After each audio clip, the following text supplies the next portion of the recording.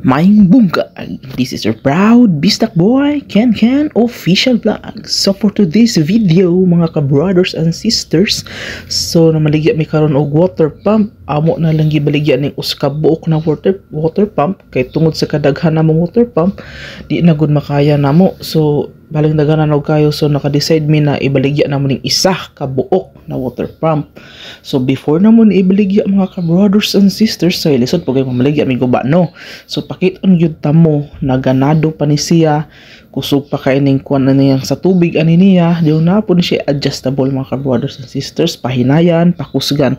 So wa na dagang etcetera mga chichiburiche di ato na nang ipansak no para makita agud ninyo ng ganado ba tong motor pump ba. So ipansak na to na diha og atong tan-awo na ganado kayo siya mga ka-brothers and sisters. So kanang nanginhanglag water pump diha ilabi na sa mga fish keepers. Kung nakita mo ni na video, opportunity na kayo ninyo ni mga ka-brothers and sisters no. So diri nato na ipahinayan, pakusgan ang tubig.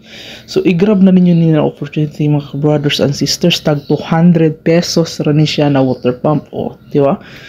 Kusog pa kayo na di mga ka-brothers and sisters. So walay daot atong water pump mga ka-brothers and sisters, good quality kayo ni siya mga ka-brothers and sisters no. So unsa pa man yung gihulat, i-grab ni na opportunity na tag 200 ra ni siya.